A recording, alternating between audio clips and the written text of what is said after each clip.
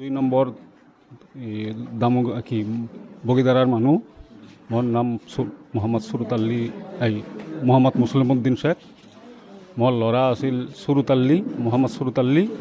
তেওঁ বড়ো অবৰৰ আন্দোলনত মানে শ্বহীদ হ'ল। তাই আমি কেছ কৰিছিলোঁ। হেমন্ত বিশ্ব শৰ্মাই আমাক 5 লাখ টাকা উপহাৰ দিল। তাৰ পৰা 1 লাখ টাকা মাধৱ ৰাজবংশী ল'ল, মোক 4 লাখ দিছে। মাধৱ ৰাজবংশীটো মোক চিনি নাপায়, এই নলবাৰী ইফালে নাকত থাকে, অবৰৰ নেতা হয়। 1 লাখ টাকা লৈছে। এতিয়া মই এই 1 লাখ টাকাটো খুজোঁ আৰু তাই মানে ওলাই দিছে বুলি দাবী কৰিছিল, ওলাই দিয়া বুলি কৈছে। 2014 চনৰ ছেপ্টেম্বৰ মাহৰ 28 তাৰিখে হৈছে। এই 1 লাখ টাকাটা লাগে।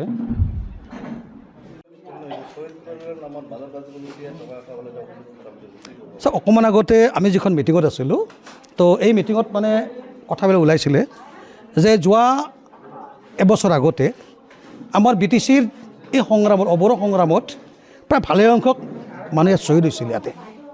এই শ্বহীদ হোৱাৰ বিনিময়ত বিভিন্ন অশেষ চেষ্টাত, মই নকওঁ যে কাৰো চেষ্টা নাই বুলি, আমাৰো চেষ্টা এটা আছিলে। তো বিভিন্ন ক্ষেত্ৰত চৰকাৰী পক্ষৰ লগত যাৰ মিলাপ্ৰীতি আছে তেওঁলোকক মাতি আনি মাধৱ ৰাজবংশী আদি কৰি বিভিন্ন তেওঁলোকক মাতি নিকে বৈঠকটো বহি শ্বহীদ পৰিয়ালক 5 লাখ টকাৰ অনুদান আগবঢ়াইছিলে।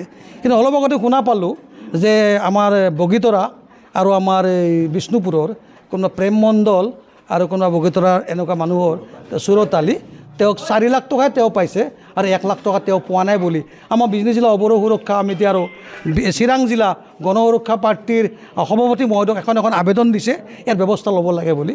আৰু যদি কথাটো সত্য আমি নাজানো, যদি কথাটো সত্য আচলতে আমি মৰ্মাহত হৈছোঁ। কাৰণ কিয় অবৰো সুৰক্ষা সমিতি আমাৰ কোনোবা পৰিয়াল শ্বহীদ হ'ব আৰু সেই শ্বহীদৰ পৰিয়ালকে তেওঁলোকৰ পৰা 1 লাখ টকা তেওঁ যদিহে লৈছে, এইটো খুবেই দুখজনক কথা আৰু অবৰৰ নামত এটা কলংকিত অধ্যায় বুলি কিন্তু আমি পৰিগণিত হ'ব ইয়াতে। আমার ভাই সঞ্জিত মণ্ডল, মোর নাম হল প্রেম মণ্ডল, পিতাজির নাম হল শশধর মণ্ডল। আমি করছিল এই অবর কমিটি আমি কেস করছিল। কেস করার পাছত আমাক সরকারি অনুদান দিছিল 5 লাখ টাকা। পাওয়ার পাছত আমি 5 লাখ টাকা চেক পাইছিলোঁ। পাওয়ার পাছত মাধৱ ৰাজবংশী এই শুনি আমাৰ পৰা 1 লাখ টাকা লৈ গেছে। সেইটো আমি 1 লাখ টাকাটো আমি চাই, যদি নেদেয় তেনেহ'লে হেমন্ত বিশ্ব শৰ্মাৰ ওচৰত আমি দাবী জনাম। শ্বহীদ হৈছিল 13 চনত।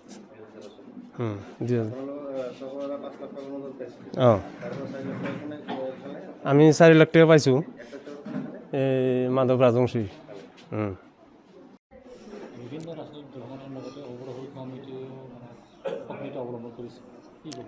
কথাটো হৈছে কি, আজি বিজনীৰে আমাৰ উলুবাৰীত থুৰিবাৰী চুবাইজাৰ মানস চেৰফা আদি কৰি বিভিন্ন যিখিনি বিজনী চাব যিখিনি আমাৰ পৰিষদৰ সমষ্টি আছে, এই সমষ্টি বিষয়ৰ আগন্তুক পৰিৱেশৰ ক্ষেত্ৰত গণ সুৰক্ষা পাৰ্টী আৰু অবৰো সুৰক্ষা আমি যিহেতু যৌথভাৱে এইবাৰ আমি নিৰ্বাচন অৱতীৰ্ণ হ'ম, গতিকে তেনে ক্ষেত্ৰত আমাৰ ৰাইজৰ সহমতখিনি লোৱাৰ কাৰণে আজি উলুবাৰীত আমি আজি অৱস্থিত এখন পৰ্যালোচনা সভা অনুষ্ঠিত হৈছে। ইয়াত কিছু সময় আগতে দিহিঙীয়া সমষ্টি MCLA ঘনশ্যাম দাস ডাঙৰীয়াও আছিলে।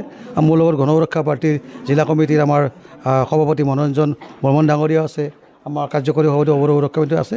গতিকে নিশ্চিতভাৱে আগন্তুক দিশত এইবাৰ আমি এখন যুঁজ হ'ব বুলি যেনে কংগ্ৰেছে যেনে কয়, আমি এনেকুৱা অনুভৱ কৰি আগন্তুক 2025 চনৰ নিৰ্বাচন আমি এক মিছন সুৰক্ষা হিচাপে অনুভূত কৰি আমাৰ সুৰক্ষা কেনেকৈ আমি কৰিব পাৰোঁ ৰাজনৈতিকভাৱে, সেয়া নিশ্চিতভাৱে ইয়াত আলোচনা হৈছে আজি। হয়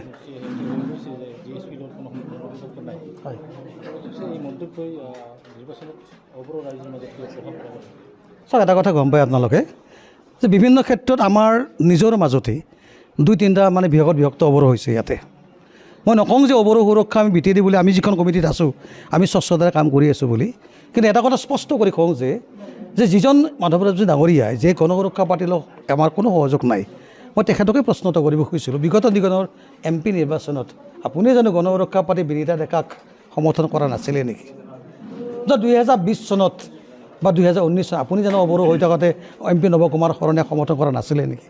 2024 চনৰ লোকসভা নিৰ্বাচনৰ পিছত আপোনাৰ MP নৱ কুমাৰ শৰণীয়া মাধৱৰাজৰ মাজত এনেকুৱা কি ঘটনা ঘটিল যাৰ বিনত MP নৱ কুমাৰ শৰণীয়াৰ সিদিনাখনলৈকে প্ৰাৰ্থীক গণ সুৰক্ষা পাৰ্টীয়ে সমৰ্থন দিছিলে, আজি তেওঁলোকে প্ৰাৰ্থীক সমৰ্থন নিদি আচলতে কিহৰ ইংগিত মানে বুজাব চেষ্টা কৰিছে? সেই প্ৰশ্নটো মই মাধৱৰাজ আপোনাকে সুধিছোঁ যে কি এনেকুৱা ঘটনা পৰিঘটনা ঘটিল যে আপুনি তেওঁক এৰিব লগা হ'ল? আমিতো বুজি পোৱা নাই। কাৰণ কিয় আমি নিষ্ঠা কৰি এইবাৰ জাতিৰ স্বাৰ্থত, মানুহৰ স্বাৰ্থত, আৱেগৰ স্বাৰ্থত, ৰক্ষাৰ স্বাৰ্থত আমি গণ সুৰক্ষা পাৰ্টি অৱৰোহ সুৰক্ষা সমিতি যৌথভাৱে কাম কৰিম।